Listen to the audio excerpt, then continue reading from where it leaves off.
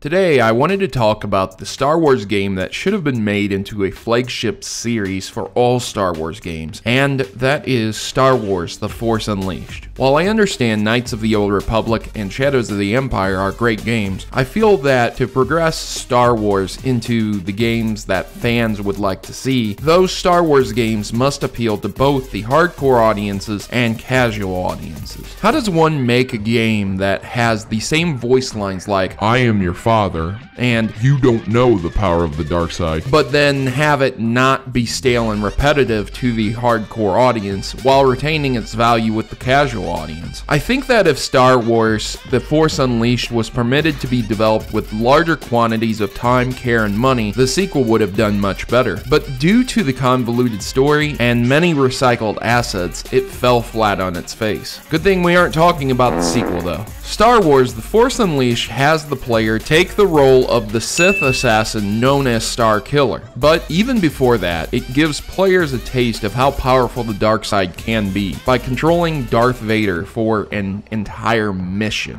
And by the way, that mission fleshes out and shows how oppressive and evil the Empire truly was, ruthless in cutting down every last remaining Jedi. The feeling given to the player for being able to control the Dark Lord is awesome. The physics are shown to the player within the Force powers, Force Crush, Force Push, Vader's lightsaber throw, and his slow, fear-inducing walk. It's like controlling a monolithic tank of darkness and death. While the game plays like a typical third-person adventure game, once in control of Starkiller, it takes a more traditional upgrade RPG role as well. Through locating objects within the game, along with progressing through it, the player can upgrade Starkiller and become a killing machine, equipped with Force Lightning and other interesting Force abilities. But while this is all great and good, why does the game deserve to be a series on its own? Star Wars: The Force Unleashed explores the potential for amazing feats, details the killing of the remaining Jedi, a plot point that is skipped between episodes 3 and 4, and it adds the possibility of altered storylines. For example, one mission has the player using Starkiller to pull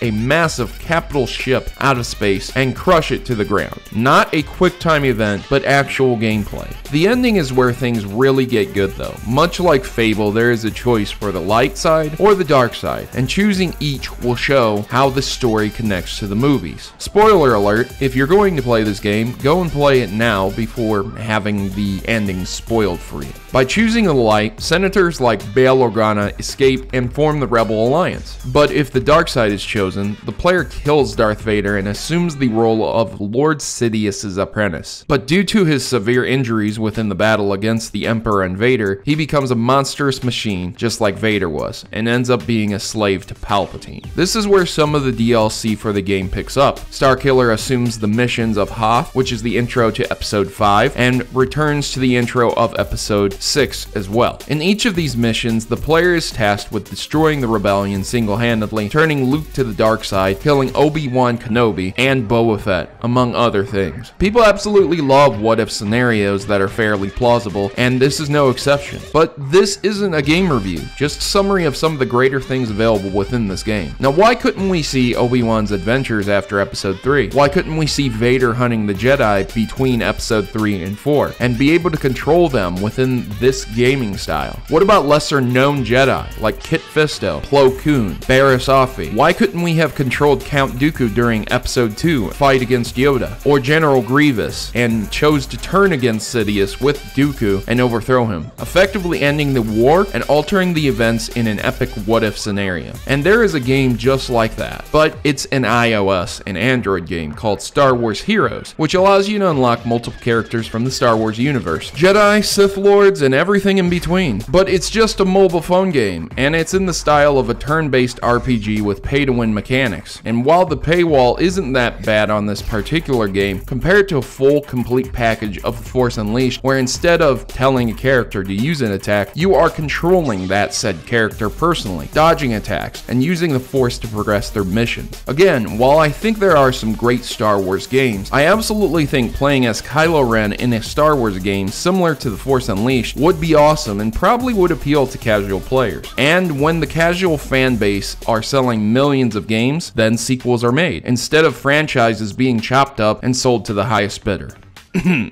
Battlefront. With all that said, if you pick up Star Wars The Force Unleashed and all the DLC or the Ultimate Sith Lord Edition, the game will tease you with costumes. You can dress up as various characters from the series like Luke Skywalker, several of the aforementioned Jedi Masters, and Sith Lords like Darth Sion. They even added multicolored lightsabers and the Darksaber. This game is nearly perfect for those who are casual fans that just want to pick up a controller, destroy some stuff, and have a good time as a Jedi or Sith Lord, and in-depth enough to create interesting scenarios and offer nods to previous episodes by allowing players to reskin and play as various characters. So what happened? Well, as I said before, the sequel fell flat on its face, which killed this series. Receiving 4 out of 10 ratings, the game was panned and criticized as a cash grab. However, that isn't the full story. Have you ever heard the tragedy of The Force Unleashed 3? Listen to this story and be warned. Because the dark side is a path to power many consider unnatural. In 2013, Sam Witwer and Hayden Blackman stated during an interview in February 2013 that Lucasfilm was considering the development of Star Wars The Force Unleashed 3 for the next generation video game consoles, PlayStation 4, Xbox One, and Wii U. However, after LucasArts was closed by the Walt Disney Company due to the purchase of Lucasfilm, The Force Unleashed 3 was canceled, among other planned Star Wars video games, like Star Wars 1313. In November 2015, 1 month before the release of Star Wars Episode 7, The Force Awakens, Blackman revealed that The Force Unleashed 3 would have been a more open world and seen Starkiller and Darth Vader team up to fight a new threat from Emperor Palpatine. So there you have it. While people consider The Force Unleashed to be generic, all gamers know that the casual audience is what sells games and drives development. If Disney were to produce a game in the similar vein to Star Wars The Force Unleashed and allowed the stories to be told, like controlling Obi-Wan Kenobi during his battle with Grievous or defeating Count Dooku with Jedi Knight Anakin Skywalker, I'm sure it would have been great success. But then, there is never one, always two. The power of the dark side comes and we get games like Battlefront. Well, here's to hoping that Battlefront 2 is significantly better, and hey, there are Lego Star Wars games, right? Do you agree with my thoughts on this, or am I completely wrong? Let me know in the comments below. Please like and share my videos as well. Regardless, I hope you enjoyed the video in celebration of May the 4th, and may the Force be with you.